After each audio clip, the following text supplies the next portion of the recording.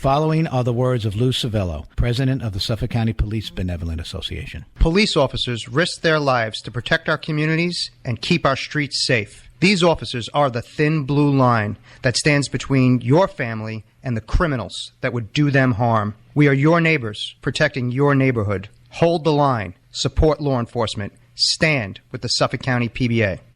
The following radio show is live, except for the announcement you're hearing right now. Welcome back to Your Island Live with your host, Tom Schiliro, on 103.9 LI News Radio. And once again, welcome back as we're moving right along. Every other Tuesday, we have the great Lou Civello, president of the Suffolk County PBA. Let me tell you something, folks.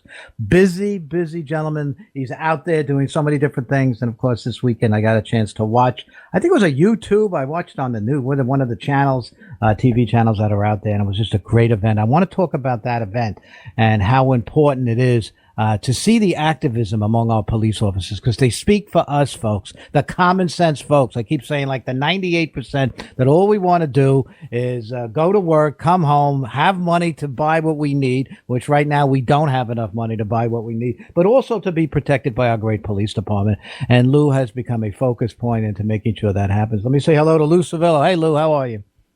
Doing well, Tom. Great to be here with you.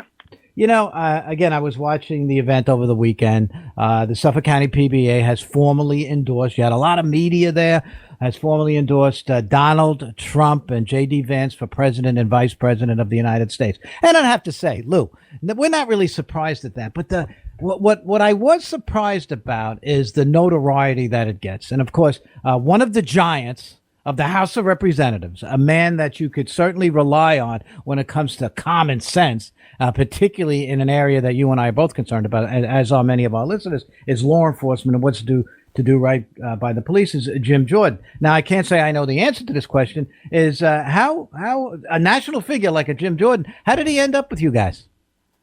Yeah, what a down-to-earth guy. It was an honor to share the stage with Representative Jordan. He ended up there. He was actually there on behalf of the Trump campaign, so he actually accepted our endorsement on behalf of the Trump campaign. And like I said, it was a great honor to be able to do that with him. I can tell you, as a police officer, Tom, I raised my right hand, as did my members, and took an oath to uphold the Constitution. So when I've been looking at what's happening in our country, and a few tech billionaires from over in California were able to unilaterally silence millions of Americans, millions of Americans who disagreed with their government, which is our right under our Constitution. It was an absolute disgrace, and that really is the real threat to democracy in this country, when you have the government working with private corporations to abridge our rights as Americans. And Congressman Jordan has led that fight. In fact, if it weren't for him and the work he's done on the Judiciary Committee, we wouldn't even know. We wouldn't have those Twitter files. We wouldn't have taken a deep dive into them the way that we did if it wasn't for the work that he is doing. So it was an absolute honor for him to accept that endorsement. Trump's. You know, when I was watching you and I was watching the array, and I want to get into it a little bit too, the array of other police organizations, police unions that were standing with you in order to make this endorsement. And I'd have to say, when I was watching this, I did want to say this to you, that it was one of the most articulated speeches I've ever heard to just essentially hit on the most important issues facing this country to our police officers. And I want to congratulate you on that.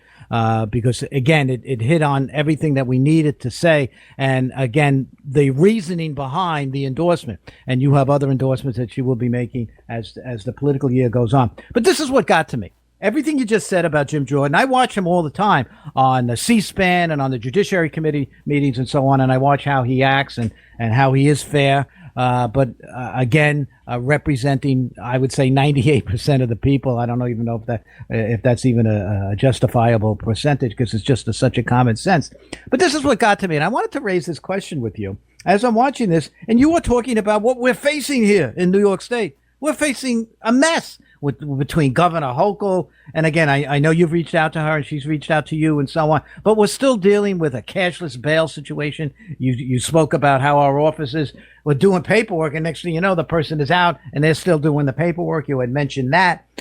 You had talked about the movement in New York City to defund, how that was raising issues and eyebrows and so on. But what got to me is when you talked about the cop killers that are being released. And you and I have spoken about this on this program. We gave the examples, and you gave the example of honoring one of them at one of our state universities after he got out of jail. And you mentioned some of those horrific events. I was watching Jim Jordan while you were speaking, and he seemed surprised. And that bothered me. It bothered me that he's such an important voice for law enforcement, but are we not getting the word out in New York? I mean, what is your thoughts about that? He seemed surprised. He seemed angered, though. I have to sell that to you, Lou. But he seemed to say, wow, you guys need, I was reading his mind, you guys need some help here in New York State. Your thoughts on my observation? Yeah, I think you're exactly right, Tom. I think he was in a state of disbelief because to him, the idea of not only releasing a cop killer, but celebrating that cop killer, using taxpayer dollars to have that cop killer come and speak and calling him a political prisoner and basically giving him a position of honor is surreal. You know, as many of the things that happen here in New York are surreal to other Americans. This revolving door of justice, when you see that rookie police officer in New York City who had her nose smashed and left bloodied on the floor. In other places in the country, they don't treat their law enforcement in the fashion that we get treated here. I think it is the product of a one-party system that we have here in New York. Like you said, I did meet with the governor, and I think, in some ways, she had, don't forget, Tom, she had a 100% rating from the NRA, right? Where she became the lieutenant governor and moved on to run for the governorship. So, I think even sometimes when you get a moderate, when it's a one-party system, they move incredibly to the left, and they're beholden to some of the more radical people in the party. And that's why we're not partisan, which is one of the things I said when we introduced our endorsement. We don't care about party. We care about policy. We care about public safety. We care about our officers. We care about cop killers being released. We care about keeping our families and our neighborhoods safe. And whether you're a Democrat or a Republican or a conservative or an independent, that really doesn't matter to us too much. We just need a return to some common sense policies. Unfortunately, we do not have that here in New York, and certainly not in the White House. We do not have that. You have Kamala Harris and President Biden. It's been years of failed leadership in terms of public safety. Absolutely. It's been a push. It's the system, as you know, Tom, as we always say, the system's upside down. They glorify criminals. They demonize police officers. They're still pushing for this George Floyd Act, which would gut qualified immunity, which means every time I go to a 911 call, I would have to worry about losing my house. They want to kill the 1033 program, which is that program that provides us with critical equipment in terms of responding to an active shooter, in terms of, God forbid, there's a terrorist attack, bulletproof vest we're talking about here. We're talking about armored vehicles, long guns, all the things that we would need. God forbid we had a major incident here on Long Island. They want to do away with that program. They want a nationwide ban on chokeholds. So if I'm in a fight for my life, I can't use a chokehold. This is Kamala Harris running, this is the platform she's running on. She pushes defund the police. She's on the record saying that. If your viewers have the opportunity, go to our social media and take a look at my Newsmax interview where they had the clip on hand of her saying, let's slash police budgets, that this money could be better used for other things, and that having more police officers on, you believe this, Tom, having more police officers on the streets, that does not equal greater public safety, according to the vice president. Just completely erroneous and completely out of touch with reality. And I'm glad you're bringing that up, because I do want to repeat that at the end of our segment right now, of where people can find some of these audio videos that you, representing the PBA and the other PBA members, have participated in, news organizations and so on, because it's the way in which to get the word out. It couldn't be any more important. Many people listen to you every other week on this program, and I'm gratified about that. And again, going back to Jim Jordan, and it is my belief that after watching his reaction, that he'll take that back with him, be it at a judiciary committee or any sort of legislation that's proposed. And I hope we can get our local members, D'Esposito and Nick LaLota and Andy Garbarino, on board so that they can act as our voice for law enforcement, our voice for public safety, our voice for the community, to get it to people is powerful. You can't get that much powerful other than the speaker, than the chairman of the Judiciary Committee. And you had that with you. And I think that's something. Any ideas towards that and movement of that to try to take it onto a federal level, considering his reaction to your words at the endorsement? Yeah, I think you hit the nail on the head there, Tom. One of the things that Congressman Jordan mentioned was how important the swing states are, and that if we have friends and neighbors that live over in Pennsylvania, we should reach out to them. And I think that is incredibly important. But what's just as important is here in New York. I refuse to give up my home. I refuse to give up the place that I was born and raised and cede it to radical leftists who want to see it destroyed.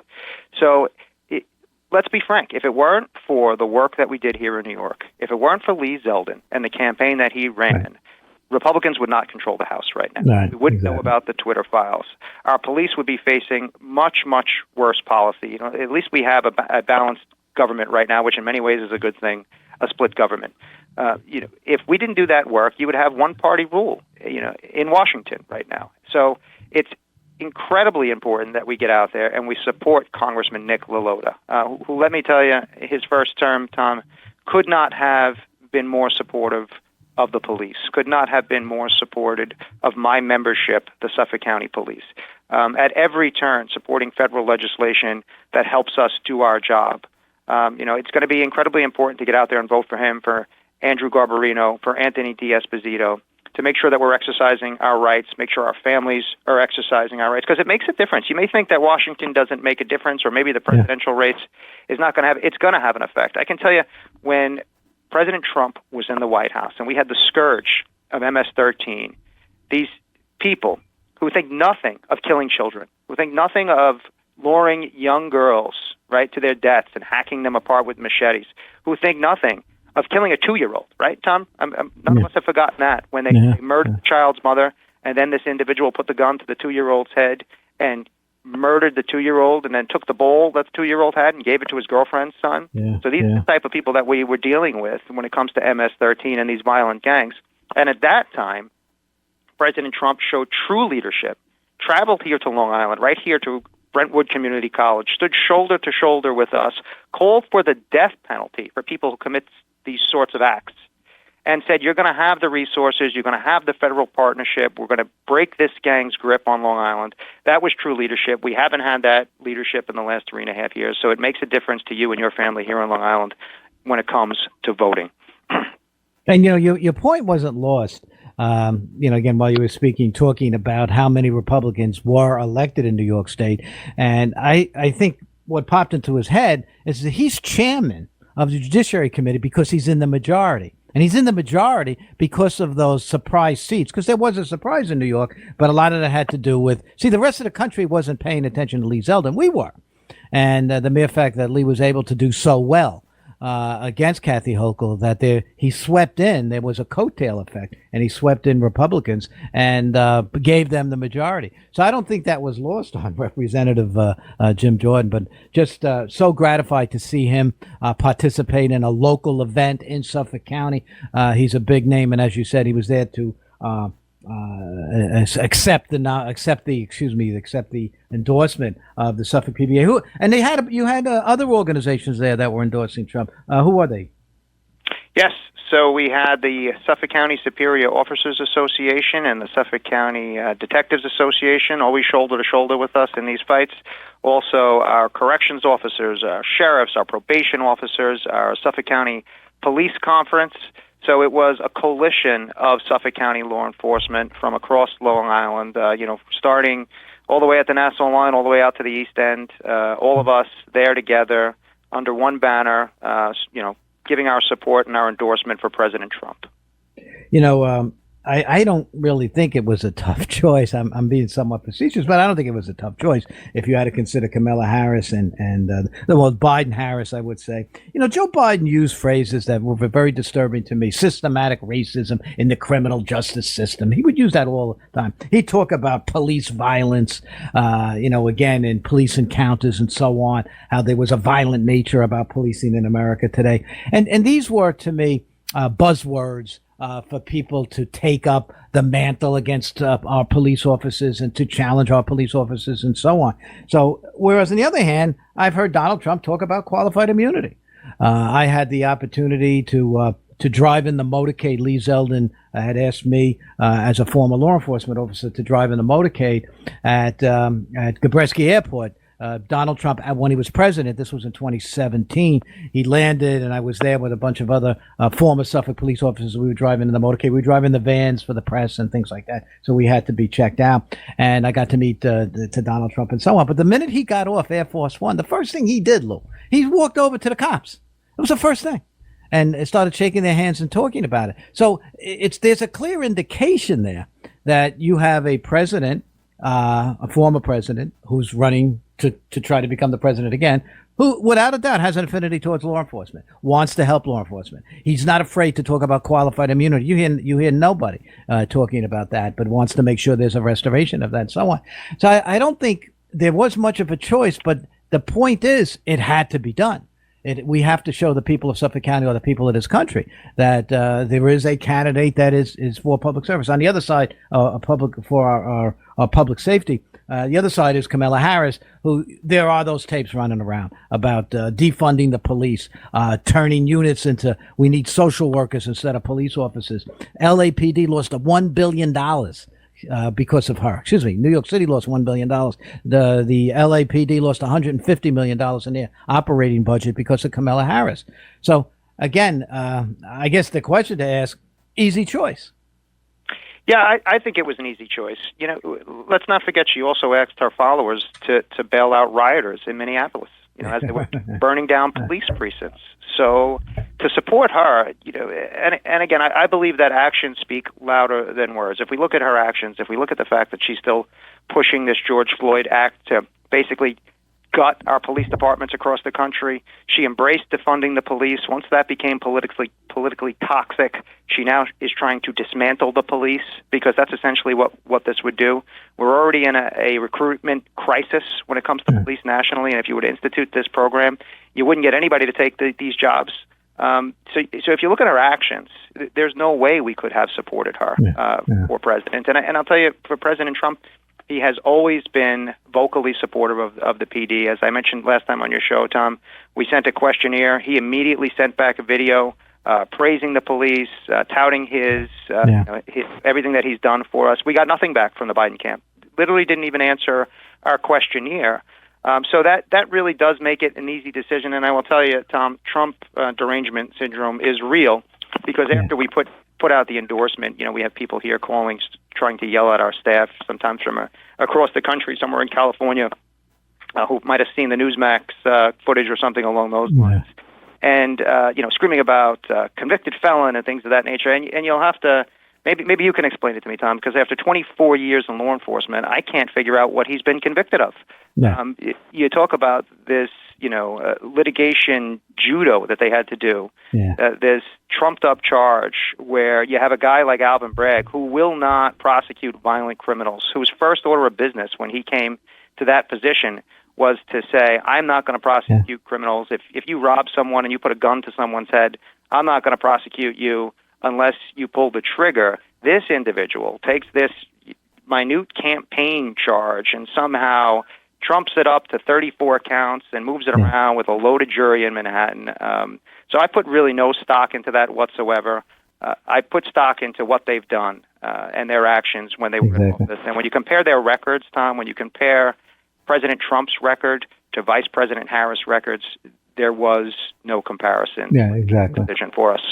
And you're going to see national organizations all over the country. Some have already, and you're going to see a lot of local organizations like the Suffolk County PBA joining what you folks did and so on. And I'm glad we had this conversation today, because it gets out to our listening public so that they can see the guidance that our law enforcement, when they look at the political nature of what's going on right now. Because you're right, that Trump derangement syndrome is absolutely incredible. We get certain folks that call onto this program and again try to pontificate why Donald Trump should not be the next president, or even why it has nothing to do with law enforcement, which it has a lot to do. So I think what you guys did and gals with that endorsement and the way in which out very quickly, Newsmax, how could somebody watch that?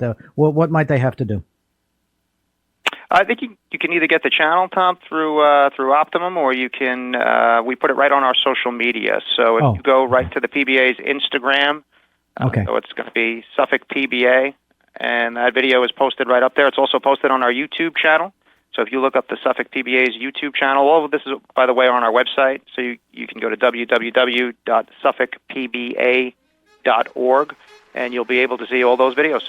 Okay, worth watching, folks. I hope we all take advantage. Lou, thank you so much, Lou Civello. Keep up the great work, my friend. We'll talk again in a couple of weeks. Always a pleasure, Tom. Thank you.